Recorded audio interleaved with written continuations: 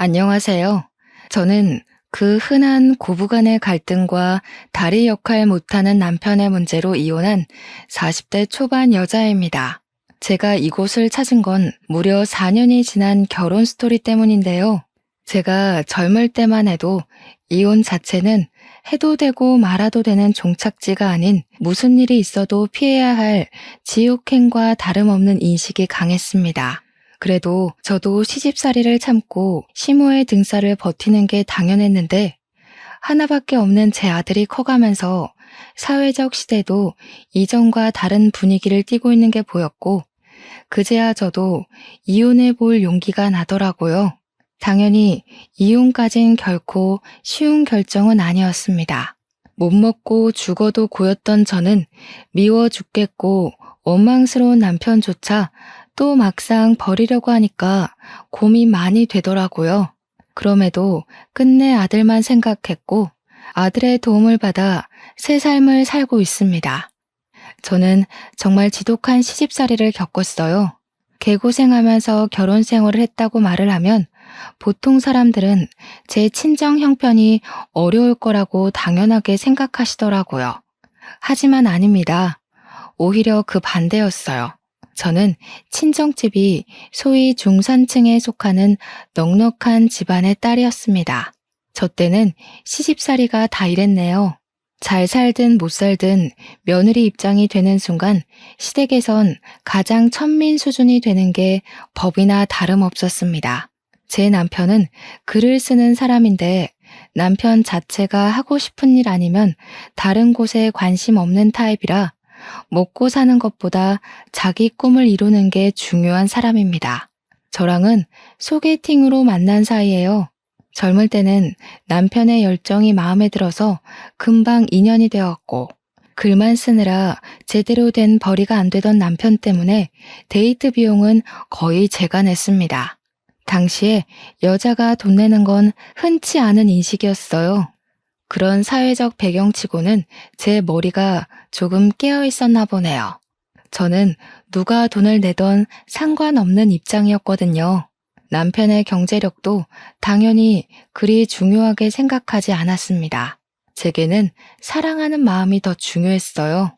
남편과 1년을 사랑하면서 정말 소설 같은 순간이 많았기에 저는 2번 다시 이런 남자는 만날 수 없다고 착각했고 그 콩깍지 덕분에 결혼까지도 자연스럽게 결심을 하게 되었어요. 양가 어른들을 뵙기 전만 해도 저랑 남편 사이는 문제가 없었습니다. 그러나 상견례 날 예상치 못한 일을 겪게 되어 저는 남편의 여건을 배려해서 장소 예약을 우리 친정에서 잡고 미리 계산까지 해놨는데요. 갑자기 상견례 닥친 하루 전날에 남편이 제게 전화해서 예약 장소를 취소하라고 하더라고요. 시모가 친정이 정한 곳 말고 자기가 맛있는 데 한다고 다른 곳을 예약해뒀으니 본래 예약된 곳 무르라는 통보였습니다. 친정에서 예약한 곳은 고급 일식집이었는데 거기는 무조건 예약제로만 운영이 되어서 중간에 취소를 할 경우 위약금을 물어야 되거든요. 심지어 하루 전날 취소를 한다면 환불 금액은 겨우 60%밖에 안 됩니다. 만약 100만 원 식사 자리였다 치면 60만 원만 돌려받는 거라고요. 저희 집이 여유 있다고 했지 돈이 사치 부릴 정도로 잘 사는 집은 아니거든요. 부자든 아니든 어쨌든 일이 이렇게 돼버리면 서로 만나기 전부터 감정이 상하게 되잖아요. 그래서 저희 부모님이 그날 밤 잠을 제대로 못 주무셨습니다. 기분이 엄청 안 좋아서요. 그래도 어쩌겠어요. 남편 말로는 시모 의견이 너무 완고해서 어쩔 수가 없다고 자기도 곤란해하던걸요. 그렇게 바뀐 장소는 저희 친정 부모님의 감정을 또 한 번 상하게 만들었는데요. 충격적이게도 고기 냄새 폴폴 나는 번잡한 식당이 아니겠어요? 그 식당이 나쁘다는 게 아닙니다. 그냥 그렇게 시끄럽고 정신없는 곳은 상견례 장소와 맞지 않다고 생각했을 뿐이에요. 저희 친정 부모님은 상대방에게 격식을 차린다고 아주 곱게 단장을 하고 오셨는데 상견례 마치고 남은 건 온 옷에 다 밴 고기 냄새뿐이었던 걸로 기억합니다. 그렇다고 상견례 분위기가 좋았던 것도 아니에요. 시모가 인사 나누자마자 우리에게 던진 첫 마디는 시모의 인품을 그대로 드러냈습니다. 장소가 고깃집이란 소리 못 들었는가 보네. 비싼 옷 버리게 돼서 어째요? 우리 집은 늘 이랬고 앞으로도 이렇게 살 건데. 곱상하게 자란 따님이 적응하려나 모르겠네요. 안 싸돈도 그 집의 며느리시니까 아실 거예요. 어디 며느리 일이 보통 일인가요? 곱상하다고 봐주고 돈 많다고 참아주고. 저희 집은 그런 거 없습니다. 그 말을 듣는 순간 저는 시모가 이 결혼을 탐탁치 않아 한다는 걸 눈치챘습니다. 저희 친정 부모님도 시모의 빈정거림에 표정을 어둡게 했어요. 그러니 시모와 다르게 눈치는 있던 남편과 시부가 나서서 시모의 거침없는 발언을 말려주었습니다. 사부인께선 애들 만남이 마음에 들지 않나 봐요. 아니면 우리 딸이 별로 못마땅하신 건가? 저희는 다른 거 안 보고 그저 딸애가 원하는 남자랑 결혼시키는 걸 목적에 두고 있거든요. 사위될 사람이 저희들 마음에 들든 아니든 딸 의견 존중해서 이 자리에 나왔다는 소리예요. 아이고, 기분이 상하셨나 보네. 저렇게 곱상한 따님을 주신다는데 마음에 안 들 리가 있겠어요? 사랑 많이 받고 자란 티가 나길래 괜히 저희 집 오면 고생할 거니까 안쓰러워서 한 소리 한 거지요. 저한테는 과분한 며느리네요. 말씀에 교양이 참 없으시네요. 제가 딸을 주는 게 아니라 딸이랑 그쪽 자식이 잘 살도록 응원해주는 거죠. 자식이 물건도 아니고 주고 말고가 어딨겠어요. 그날 상견례 분위기는 그야말로 엄마들의 기싸움으로 끝났습니다. 엄마는 주변에 사람들이 많다 보니까 최대한 예의 차려 마무리한 거였어요. 상견례 이후로 친정 부모님은 얼마나 노발대발 저의 결혼을 반대했는지 모릅니다. 하지만 그때만 해도 제 젊은 패기가 쓸데없이 결혼 의지에서 발산이 돼버렸네요. 남편을 너무 사랑했고 고작 어른들의 문제로 헤어지고 싶지 않다는 미친 소리를 해버렸습니다. 남편도 저희 부모님을 찾아와서 시부모는 신경 안 써도 된다고, 저 없이는 못 산다고 며칠을 무릎 꿇고 빌었죠. 저와 남편의 완강한 고집에 친정 부모님은 결국 반기를 들어주었어요. 제가 결혼을 강력하게 주장하긴 했지만 저라고 왜 이 결혼이 안 찝찝했겠습니까? 시모의 말투, 표정, 눈빛만 보아도 저를 싫어하는 게 느껴지는데 이 결혼이 고민 안 됐겠어요? 저를 기다리고 있을 시집살이만 생각하면 당연히 무서웠죠. 결혼을 말리는 수많은 감정들이 저에게 경고를 보냈는데도 저는 남편한테 눈이 멀어 굳이 가시밭길을 택했습니다. 누구 탓을 할 생각 없어요. 제 탓인 거 잘 알거든요. 그렇게 쓸모없는 사랑이란 감정으로 결혼을 해버렸고 시모의 권유로 합가를 시작했어요. 요즘 같으면 당연히 친정한테 도움을 조금 받아서 분가를 했을 겁니다. 그런데 그때는 결혼을 하면 웬만한 며느리들이 거의 다 시댁에 합가를 해서 살았을 적이었어요. 그것마저도 저한테는 당연한 결정이었다는 거죠. 어느 누가 시댁을 대상으로 머리를 굴려볼 생각을 했겠습니까? 그때는 요즘처럼 메신저도 부족했고 주위에 결혼한 사람들이 많이 있지 않은 이상 소문으로 다양한 사례를 듣는 것도 쉽지 않았었어요. 저랑 남편은 신혼여행도 못 갔습니다. 결혼식 끝나자마자 몸살이 난 시모 때문에 남편이 여행 다 취소하고 시모에 간병을 했기 때문이죠. 그때는 시모가 아프다는 사실에 저도 놀라서 여행 따위 상관없다고 솔선수범 나서서 시모를 챙겼습니다. 참 순진했고 바보 같은 짓이었어요. 나중에 결혼한 지 1개월 정도 지나고 난 후에 시부가 저희를 배려해줘서 그나마 제주도 여행 정도는 다녀올 수 있었습니다. 그게 저와 남편이 둘만 즐긴 여행의 끝이었어요. 저는 결혼한 지 5개월 정도부터 나이 30대 중반이 될 때까지 시댁에서 씻지 못할 상처를 경험했습니다. 시모가 저를 별로 마음에 안 들어 한다는 건 알고 결혼을 했거든요. 그런데 그 미움의 강도가 그렇게 강할 줄은 몰랐어요. 시모는 제가 한시도 무릎을 펼 수 없게 만들더라고요. 시모 집이 대단하게 큰 건 아니었지만 그래도 방이 무려 3개가 있고 거실도 낙낙한 수준인데요. 그걸 저는 매일 손걸레질을 해야 했습니다. 남편이 밥 먹고 나서 하라고 하면 시모가 남편한테 쓸데없이 여자일에 입대지 말라고 했고, 남편이 와서 그만 자라고 하면 시모가 할 일도 안 끝냈는데 기어들어가 잘 생각부터 하냐고 제게 눈치를 엄청 줬어요. 제가 임신을 했을 때도 시모의 용심은 하늘을 찔렀습니다. 걸레질은 당연했고 빨래, 설거지, 시모 등 때밀어주기 등등 갖가지 고생을 다 했어요. 시모가 용띠인데 제가 용띠를 싫어하는 이유도 다 시모 때문일 정도로 시모의 모든 것이 저를 살떨리게 만들었습니다. 아, 그리고 제가 출산에 거의 임박해갈 무렵 시모가 임신에 좋다면서 무슨 한약을 지어줬는데요. 제가 아직도 그 한약을 먹은 게 한으로 남아있어요. 그 약 다 먹을 때쯤에 제 몸에 변화가 심각하게 왔었는데 산모로서 적당 수치의 몸무게보다 제가 10kg는 더 살이 쪄버린 거예요.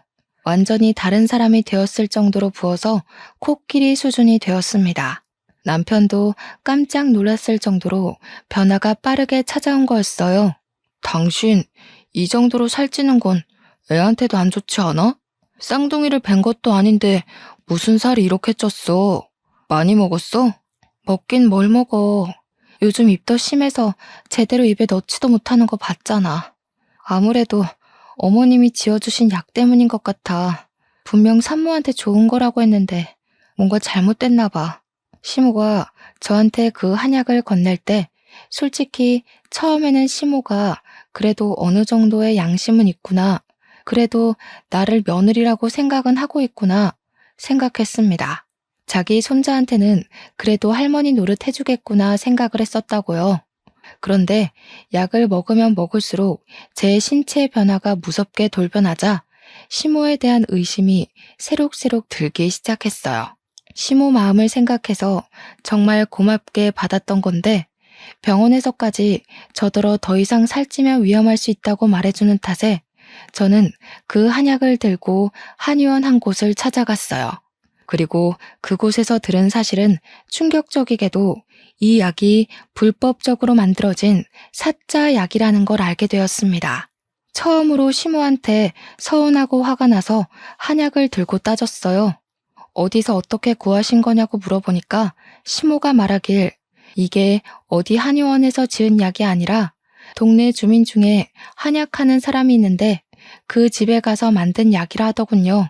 그냥 가정집에서 만들어진 근본 없는 약이라는 겁니다. 어머님, 그렇게 증명 안 된 곳에서 약을 지으신 거면 처음부터 그렇게 말씀하셨어야죠. 분명 산모한테 좋은 거라고 하셨잖아요. 그런데 이게 뭐예요? 산부인과에서도 저더러 이대로면 출산도 위험하다 했어요. 참나, 그 집의 사람도 한때 한의사였어. 내가 네 몸이 말라서 기력 없다고 하는 바람에 살찌는 약재를 보탠 것 같은데, 아니, 그래서 지금 나한테 따지는 거니? 돈 많은 친정 뒀다고 동네 집에서 지은 싸구려 약은 약도 아니라는 거냐? 그 말 하는 게 아니란 거 아시잖아요. 제 몸 보세요. 당장 병나더라도 이상하지 않을 상태가 돼버렸다고요. 어머님 믿고 먹었던 건데 아무래도 더는 못 먹겠네요. 제가 아무리 미워도 그렇지 어떻게 어머님 손자까지 위험하게 만드세요? 웃긴다. 뭘 또 내 손자까지 끌어들여. 아유 됐다. 그럼 다 개원해. 그래도 하나 있는 며느리라고 내 돈 들여 약까지 해줬더니 겨우 이런 소리나 쳐듣고 있네. 으이그 내 팔자야. 먹기 싫음 다 갖다 버려라. 너는 어째 마음에 드는 구석이라고는 없냐? 시모는 오히려 제게 삐쳐서 그날 저녁을 단식하셨습니다. 남편이 설득해서 시모를 밥상 앞에 앉히려 했지만 시모가 제게 시위하면서 친정 빽 믿고 시애미 개무시한다며 욕을 하는 탓에 남편도 포기해버렸어요. 대신 그날 저녁 먹으면서 남편이 제게 좀 많이 툴툴거렸네요. 엄마랑 좀 잘 지낼 순 없어? 엄마 나이도 있는데 그냥 비위 맞춰주면 당신도 지내는데 편할 거 아니야. 들어보니까 한약 때문에 다툰 것 같던데. 그걸 꼭 엄마한테 따져야 했어? 그냥 먹는 척하고 안 먹으면 그만인 거를. 어머님 약 때문에 나만 위험했어?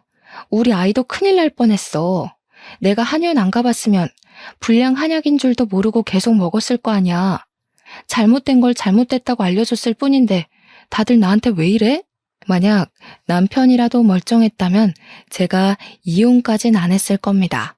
이왕 참고 산 거 이혼해봤자 뭐 하겠나, 다 이렇게 살 텐데 하고 살았을 거라고요.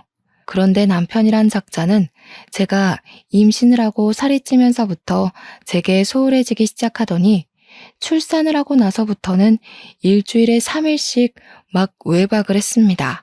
남편이 글 쓰는 사람이라고 했잖아요. 그것도 진작에 손 놓았고 친정에서 저더러 출산 고생했다고 준 돈을 빌려달라더니 외박을 안 할 때면 술 처먹고 들어와서 거실에 대자로 뻗는 것도 여러 번이었습니다.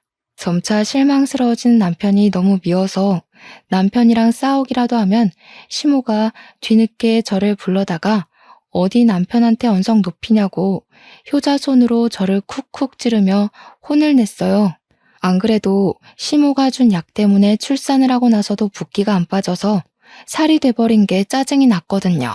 앞뒤 상황은 전혀 귀담아 들을 생각 없던 시모가 남편을 대놓고 감싸자 더 꼴보기가 싫었습니다. 제게 악마 같은 시모는 남편에겐 아주 천사엄마였어요. 남편이 술 자주 먹고 외박 자주 하고 돈만 흥청망청 써도 시모는 남편한테 미운 소리 한 번을 안 했고 오히려 용돈을 챙겨주거나 담배도 사주고 비싼 패딩 사주면서 아주 꼴불견 짓을 했네요. 손자한테는 옷 한 벌 안 사줬으면서 다 늙은 남편은 아직도 품의 아기 마냥 지극정성으로 챙겼습니다. 그렇다고 그런 시모가 남편한테 효도를 받는 건 아니었어요. 남편은 갈수록 짜증이 늘어갔는데요. 그 대상은 저뿐만 아니라 시모도 제외는 아니었다는 겁니다.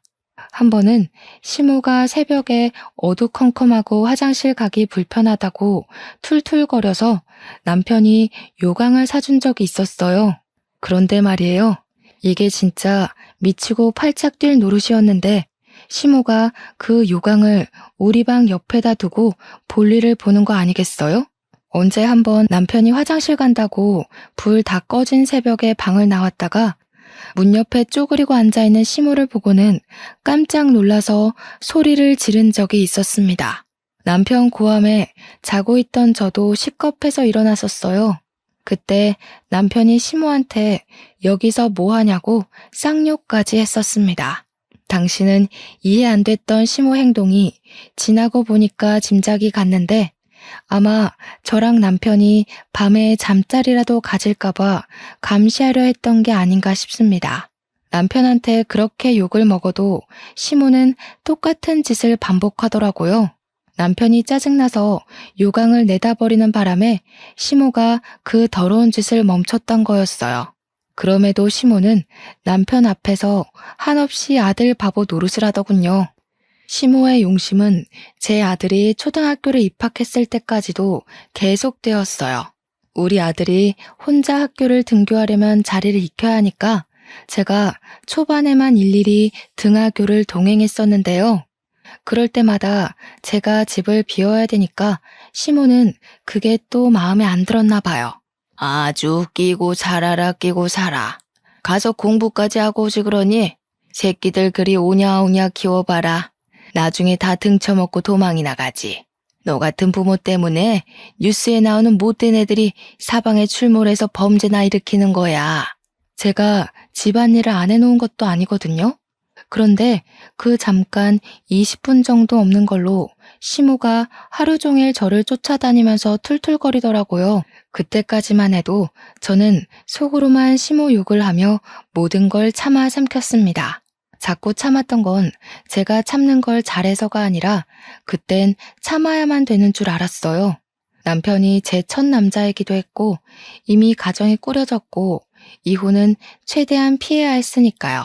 그럼에도 제가 한번 큰 소리를 내며 집안을 시끄럽게 만든 날이 있었는데요. 바로 남편의 불륜이 제게 들통났을 때였습니다. 누구는 숨 안 막혀? 나도 속이 썩어 들어간다고. 어떻게 가족이랑 자식 새끼를 두고 그런 천박한 짓을 저지를 수 있어? 네가 그러고도 아빠야? 나는 이 집에서 개고생을 하면서 다 참고 사는데 너는 탱자탱자 놀기만 하면서 그게 답답하다고 바람을 피워? 그럼 너도 바람 피우던가. 네가 여자 같지 않아서 더는 안 끌리는데 어쩌라고. 남자가 일하고 싶고 돈 벌고 싶은 원동력은 다 여자한테서 나온다는 거 몰라? 와이프라는 사람이 덩치가 나만한데 내가 그런 힘이 생기겠어? 내 탓하기 전에 제발 네 자신을 좀 돌아봐. 애 키우고 시집살이 하느라 따로 몸 관리할 시간이 없던 저는 심호 약 때문에 부었던 살을 전혀 빼지 못해서 통통한 몸을 그대로 유지하고 있었습니다. 근데 그걸 남편이 따끔하게 지적을 하니 순간 제 처지가 너무 서럽고 배신감이 치밀어 오르더라고요. 결국 저는 99번을 참다가 겨우 한 번 터뜨려서 남편의 귀싸대기를 날렸습니다. 하지만 남편이 저를 여자로 생각 안 한다는 사실을 망각했다는 게 큰 실수였어요. 남편은 저를 더 이상 소중하게 봐주지 않더라고요. 그래서 제가 겨우 한 대 날린 뒤로는 전세 역전되어 남편에게 손 쓸 수 없을 만큼 제가 남편 발에 구부러졌습니다. 그 순간 열린 방문 틈으로 저희를 몰래 훔쳐보던 시모랑 제가 눈이 마주쳤는데요. 시모가 바로 모른 체 하더라고요. 그 뒷날도 우리가 다툰 것에 대해 일절 언급하지 않았고 남편 불륜에 대해서도 전혀 물어보는 게 없었습니다. 아들이 쓰레기처럼 망가지더라도 시모한테는 사랑스러운 내 아들일 뿐인가 봐요. 다시 생각해도 정말 구역질나고 소름 끼치네요. 남편의 불륜은 한두 번이 아니었습니다. 여자도 굉장히 짧게 만나고 많이 바뀌었어요. 우리 아들이 중학생이 되었는데도 남편의 바람기는 날로 살아나기만 할 뿐 전혀 죽을 생각이 없더군요. 저는 우리 아들 공부에 방해될까봐 최대한 남편이랑 안 싸우려고 노력했고 싸우더라도 방문 닫고 큰 소리를 냈지만 아마 들릴 수밖에 없었을 거예요. 저희 방이랑 아들 방이 나란히 붙어 있거든요. 아들에게 부모의 못난 모습을 계속 노출하는 것도 제게는 또 하나의 곤욕이었습니다. 아무리 감추려고 해도 어쩔 수 없는 저의 처지를 아들이 어느 순간부터 알고 있다는 티를 내기 시작했어요. 제가 쓰러지고 싶고 지쳐도 아들만 보고 겨우 참고 살고 있는데 아들이 그걸 아는 것 같다는 거죠. 한날 아들 방에 간식을 챙겨주러 갔다가 아들이 해주는 위로를 듣게 되었는데요. 엄마만 마음 준비되면 나는 언제든지 엄마한테 힘 보탤 수 있어. 이 집에서 나가고 싶으면 말해줘. 엄마 안 다치게 내가 여기서 내보내줄 거야. 어느새 저보다 훌쩍 커진 아들을 올려다보면서 저는 엄마로서 제가 참 못난 모습을 보여주고 있었구나 싶었어요. 당시에 힘들어 미칠 지경이었지만 그래도 아들한테만큼은 강한 엄마로 보이고 싶었던 것 같아요. 마지막으로 붙들고 있던 엄마로서의 긍지를 지키고 싶었던 거겠죠. 아들이 당시 무슨 의미로 제게 그런 위로를 건넨 건지도 모른 채 저는 그저 아들에게 미소를 보였습니다. 엄마는 괜찮다고, 아빠랑 자주 싸우더라도 또 금방 화해한다고. 그러니까 우리 아들은 아무것도 신경 쓰지 말고 건강하게만 커다라고. 그렇게 말하고서 눈물이 날 것 같아 아들 방을 도망치듯 나와버렸습니다. 중학생 아들이 아무리 듬직하게 컸다고 해도 제 눈에는 아직 아기였으니까 지켜주고 싶었어요. 괜히 어른들의 세계를 빨리 알려주고 싶지 않더라고요. 그렇게 딱 죽기 직전의 기력으로만 살아가던 중 오랜만에 반가운 소식을 접하게 되었는데요. 바로 멸치잡이를 떠났던 시부가 돌아온다는 연락이었습니다. 시부는 시모 등살에 못 이겨서 쥐죽은 듯 살다가 시모가 돈 벌어오라고 하도 쪼는 덕에 우리 아들 초등학생일 때 멸치잡이를 하러 나가셨어요. 그곳에서 숙식을 하며 시모에게 돈만 보내주고 살고 있었죠. 그랬던 시부가 이제 그만 체력도 안 좋고 몸도 늙어서 멸치잡이 그만두고 집에 돌아왔는데요. 제가 무엇보다 기뻤습니다. 왜냐면 그래도 시부는 제게 며느리 사랑이 뭔지 알게 해준 분이거든요. 시모 눈치 때문에 제게 마음껏 애정은 못 주셨지만 시모 몰래 뒤에서 저를 근근히 챙겨주셨어요. 제가 목도 못 축이고 걸레질을 하는데 물도 떠다 주셨고요. 마트를 다녀올 때면 제가 좋아하는 뻥튀기도 꼭 사다 주셨어요. 이런 소소한 마음들이 제겐 마른 하늘의 담비 같은 존재였습니다. 그러니 반가웠죠. 아들 말고는 제 편 없는 이곳에서 아군이 생긴 기분이었거든요. 그런데 역시나 집안 분위기에 찬물을 끼얹는 건 늘 시모 짓이었어요. 시모는 무려 10년 넘게 멸치잡이로 타지에서 고생을 하고 온 시부에게 해도 너무한 시비를 걸었는데요. 쥐꼬리만한 돈 찔끔찔끔 보낸 주제에 뭐 대단한 일 했다고 반겨줘? 이제 골병 들어서 들어갈 돈 더 많겠네. 이럴 거면 그냥 나가서 콱 죽어버리지. 집 찾아올 기운은 있고 돈 벌 기운은 그리도 빨리 죽디? 그 말은 제 화까지 돋을 정도로 충격적이었습니다. 저는 시부 반응을 먼저 살폈어요. 역시나 시부 또한 무척 화가 난 상태더라고요. 무려 10년을 돈 갖다 바쳤는데 고작 한다는 소리가 저런 말이니 이건 하늘이 인내심을 시험하기 위해 시모를 보낸 게 아닌가 싶을 정도로 밥맛인 발언이었습니다. 그동안 쌓인 과거까지 한꺼번에 폭발해 미쳐버린 시부는 집 거실에 있는 TV를 넘어뜨려 깨트렸어요. 그것에 시모도 같이 열이 받았는지 리모컨을 던졌고 순식간에 거실은 싸움판이 되었습니다. 시부가 집으로 귀가한 첫날인데 가족을 위해 그 고생을 하고 와선 얼마나 속상했을까요? 그나마 그날은 남편이 있었기 때문에 시부랑 시모의 관계를 말릴 수가 있었습니다. 하필 그날은 주말이라서 아들도 집에 있었거든요.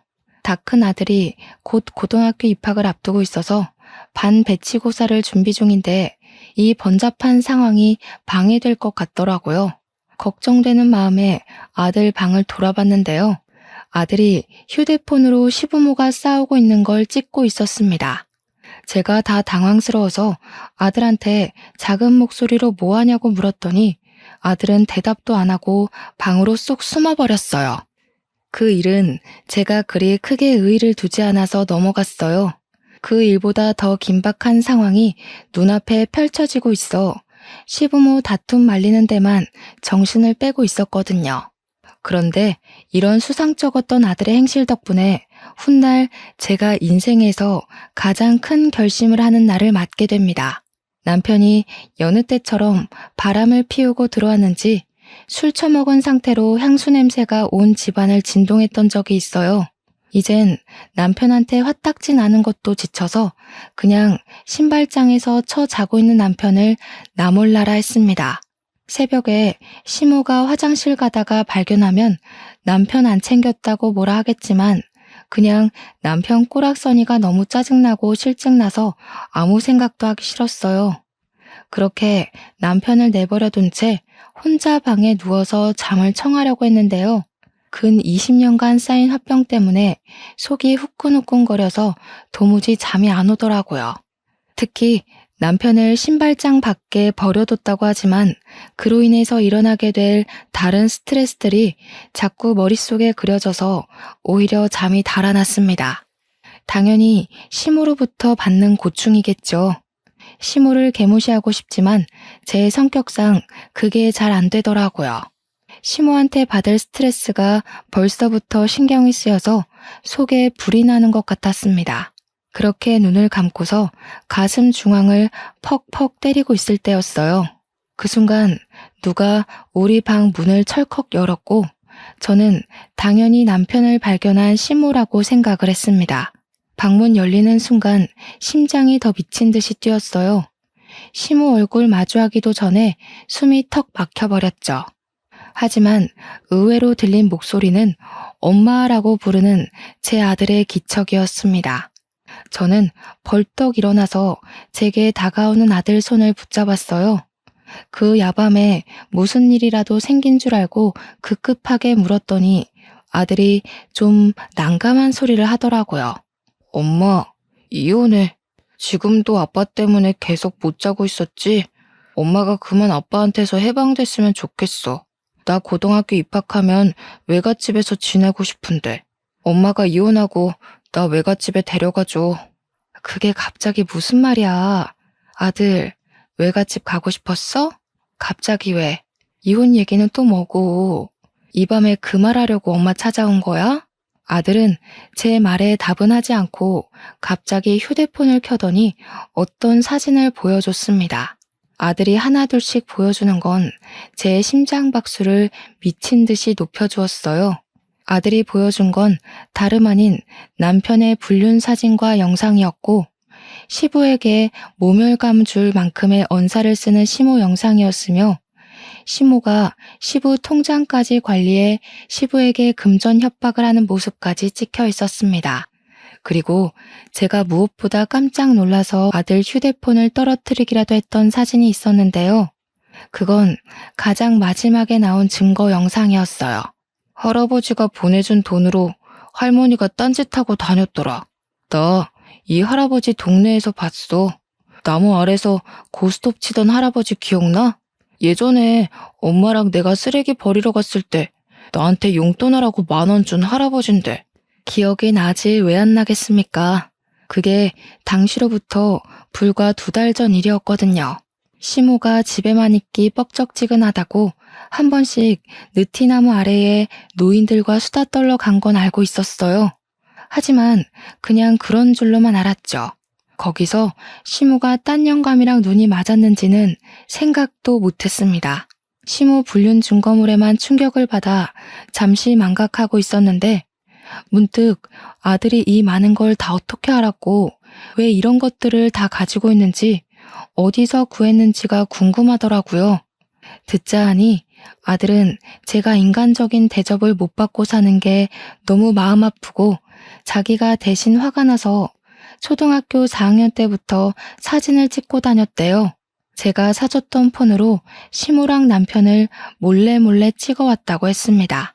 나중에 엄마한테 보여줘야지 하고 모은 게 벌써 5년치의 증거물로 쌓인 거였고 아들이 중학생이 되고부터는 혼자서 택시도 탈 수 있으니까 용돈을 아끼고 모아서 택시를 이용하여 남편의 뒤 밟았다고 해요. 아들더러 공부도 안 하고 이런 짓 했다고 나무랄 수가 없었습니다. 실제 아들은 성적이 중상쯤은 되었고 또 아들이 오죽했으면 저를 위해서 이렇게까지 했을까 싶어 마음이 많이 흔들리더라고요. 그리고 아들의 마지막 말은 제가 이혼을 결심하도록 만드는데 큰 기여를 하였어요. 엄마가 지금 이혼을 해야 아빠한테 양육비까지 뜯어낼 수 있어. 아빠 돈 없는 거지잖아. 내가 여기저기 알아봤는데 혹독하게 혼내주려면 빚쟁이로 만드는 것만큼 고통스러운 건 없더라. 사람은 가진 여유를 다 잃어야만 반성을 한대. 아들은 선생님한테도 친구들한테도 거침없이 법률 정보와 불륜 대처에 대해 알아보았다고 했고 실제 이혼 사연을 많이 찾아보면서 제기할 수 있는 소송의 종류도 적어놨대요. 인터넷상에서 공짜로 변호사에게 질의응답을 할 수 있는 커뮤니티도 있다고 했는데 거기다가 자기가 알아본 걸 전부 메일 보내 확인받기도 했답니다. 도대체 누구를 닮아서 이렇게 똑똑한 아들이 태어났을까요? 엄마 아빠가 못나서 남들 흔하게 간다는 글쌤 학원 하나도 보내준 적이 없는데 혼자서 공부도 착실히 하고 엄마 살리겠다고 연구도 많이 한 걸 보니 정말 기특하고 자랑스럽지 않을 수가 없었어요. 그날 아들에게 고맙다고 안아주면서 엄마로서의 자존심을 완전히 놓아버렸습니다. 아주 눈물을 흘려버렸어요. 그럼에도 그날만큼은 제가 못났다는 생각보단 든든한 힘이 생겼다는 느낌만 들더군요. 우리 아들이 저를 위해 이렇게 노력해 주었는데 제가 당연히 보답을 해줘야 하지 않겠습니까? 저는 살면서 처음으로 용기가 치미는 밤을 보냈고 동이 틀 때까지 이혼에 대한 결심을 하며 마음을 정리했습니다. 그리고 다음 날 꾀지지한 모습으로 일어난 남편에게 꿀물을 들고 가 그대로 얼굴에 쳐 부어버렸죠. 정신이 좀 깨니? 돼지 같은 여자랑 사느라 고생했네. 나도 더는 창놈이랑 한 이불 덮고 못 살겠다. 이 집에서 나가줄 테니까 너랑 똑같은 년 끼고 살면서 계속 거짓골로 놀고 먹어라. 아우씨, 이 여자가 미쳤나? 뭐하는 짓이야? 네가 또 정신이 나갔구나? 살찌더니 뇌에도 살이 쪘냐? 그럼 내가 또 교육해줘야지. 순간 남편이 제 머리채를 잡으려 할 때였어요. 일찍 일어난 아들이 이미부터 그걸 보고 있다가 남편한테 달려들었습니다. 남편은 숙취 때문에 정신이 핑 돌아서 그대로 나자빠지고 말았어요. 엄마한테 손대지 말라고 소리치는 아들한테도 남편은 쌍욕을 하며 삿대질을 하기 시작했습니다. 그때 거실 밖으로 나온 시부모가 저희를 목격했는데요. 시모는 자기 아들이 신발장 구석에 패대기 쳐진 꼴을 보고서 제게 쌍심지를 켜고 달려들었어요. 저 또한 당시 무슨 자신감이었는지 손에 들고 있던 쟁반으로 어그적 달려오는 시모를 날려버렸습니다. 시모가 깜짝 놀라 소리도 못 지르고 대굴대굴 굴렀어요. 내가 언제까지 참아줄 거라 생각했어요? 끝까지 사람 굴리고 괴롭히면서 재미 좀 많이 보셨겠네요. 제가 어머님이랑 몇십 년을 부대끼고 살면서 배운 게 하나 있어요. 이젠 제가 좀 재미를 보려고 하거든요. 기대되시죠? 아이고 허리야. 정신 나간 년이 감히 시애미를 잡아뜨려? 이게 약을 먹었나? 어디서 싸가지 없게 입을 놀려? 너 진짜 미쳤냐? 저 정도는 미친 것도 아니더라고요. 앞뒤 다르게 가면 쓰고도 뻔뻔하게 얼굴 쳐들고 사는 사람도 있던데 그 사람이야말로 진짜 희대의 미친년이 아닌가 싶어요. 제가 보고 얼마나 놀랐는지 아세요? 어머님도 저보다 훨씬 대단한 쌍년이 누군지 궁금하시죠? 아, 너무 기대되네요. 식구들한테 버림받을 그 사람의 처지가 코앞이라. 저는 아들이 프린트해준 시모의 불륜 사진을 시모 앞으로 촤라락 뿌려버렸습니다. 온 거실로 퍼진 시모의 5년치 불륜 사실이 모든 식구들 눈에 들어가게 되었어요. 그 종이를 날리는 순간 제 속의 화병이 함께 화르르 날아가 버리는 듯한 느낌도 받았습니다. 다들 프린트물을 보고 보기 좋게 놀란 얼굴이더라고요. 시모는 아까까지만 해도 며느리가 사람 죽이네 병원비 내놔라 하면서 허리를 부여잡더니 그것도 거짓말이었는지 허겁지겁 그 프린트물 감추는데 사력을 다했습니다. 하지만 그게 어디 숨겨지겠습니까? 5년치 사진을 다 뽑느라 아들 프린트에 잉크가 떨어졌는데 그 방대한 양을 어떻게 바로 숨기겠어요? 시부 눈에 들어가는 건 당연했고 시부는 그 사진들을 구기면서 분노로 부들부들 떨고 있었습니다. 그런데 그 사이 일어난 남편이 또 저를 덮치려 했어요. 아들이 아니었다면 제가 머리통 한 대는 맞았을지도 모릅니다. 저는 바로 남편한테 달려들어서 아들에게 손찌검하려는 남편을 밀며 남편 팔을 깨물었어요. 여자처럼 멋없게 비명을 치던 남편도 저를 째려보다가 뒤늦게 시모 불륜 사진을 보았습니다. 무척 당황한 표정이더군요. 어떻게 부모 자식이 똑 닮았다? 네 거 없을까봐 아쉽지. 걱정 마. 우리 똑똑한 아들이 친히 네 것까지 준비했더라고. 너 같은 걸레한테는 합의도 아까워서 말이야. 소송 감당하려면 꿀물 처먹고 얼른 속 차려서 위자료 미리 준비할 거야. 어디 제주껏 돈 구해봐. 쭈글탱 아줌마들 만나면 큰돈 좀 꿀 수 있을 것 같은데? 당신 이 여자 저 여자 안 가리잖아. 남편은 숙취 때문에 벌게진 눈을 하고서 상황 파악을 열심히 하고 있었습니다. 머리가 빨리빨리 안 돌아가나 봐요. 그러거나 말거나 더 이상 제 남편도 아닌데 제가 챙길 일은 아니라고 생각했네요. 남편이 아니라는 것만으로도 얼마나 마음이 편하던지 속에 묵혀진 화병이 쑥 내려가 버렸습니다. 그 사이 우리 아들은 시부한테 다른 영상까지 보여주면서 할머니한테 소송하고 상간남도 소송하라고 차근차근 설명해주고 있었어요. 게다가 시부 입장은 시모가 시부에게 극한의 모멸감을 주면서 돈을 협박했기 때문에 협박죄까지 물을 수 있다고 하더라고요. 그러니까 할아버지, 저런 쓰레기 같은 사람들 때문에 더 이상 할아버지 인생 낭비하지 마요. 저 쓰레기들은 가족 타이틀 벗기면 아무짝에 쓸모없는 부패물일 뿐이에요. 주변에 독되는 사람들은 뭐가 됐든 그냥 버려야 해요. 할아버지가 행복하면 나중에 알아서 다시 좋은 사람들이 붙을 거니까 지금은 할아버지가 행복해지는 게 우선이에요. 시부는 제 아들을 기특하게 보면서도 아들 말이 하나도 틀린 것 없다면서 저처럼 큰 결심을 하셨습니다. 그 자리에서 시부는 시모한테 단단히 각오하라며 이혼 소송을 선언했고, 돈 없으면 그 당산나무 영감한테 가서 도와달라고 사정하라면서 자기한테는 씨알도 안 먹힐 용서 빌지 말라고 하셨어요. 이제야 자세 낮추는 것 말고는 방법이 없다고 생각한 시모가 시부한테 매달리며 시부 발목을 잡고서 절절 매기 시작하더군요. 오해라고 했다가 다 자기가 잘못했다고 했다가 아주 정신없이 용서를 빌었습니다. 딱 시모의 정신 상태처럼 말이죠. 거머리같이 들러붙은 시모를 그대로 발로 밀어버린 시부는 저희 아들을 데리고 앞으로 어떻게 해야 되는지 자문을 구했어요. 정말로 바로 소송을 결심한 것 같더라고요. 그래서 저는 시부와 나란히 시모랑 남편을 소송했고, 저는 무려 20년 만에 그 시궁창에서 빠져나올 수 있었습니다. 갈라서고 나니까 하늘까지도 그렇게 예뻐 보이더군요. 저희 아들은 외갓집으로 가려고 했는데 그러면 혼자가 된 시부가 걱정이 되었어요. 그래서 아들의 동의를 얻고서 친정을 안 가고 시부를 모시고 살려고 했거든요. 그런데 시부가 거절하더라고요. 자기 멸치잡이 하는 데서 동료들이 다 이혼한 사람들인데 같이 요양하며 지내자 했다고 당분간 섬에 가서 낚시하며 쉴 거라네요. 제 아들 말대로 시부는 자기 행복을 위해 먼저 노력해보고자 할 거랍니다.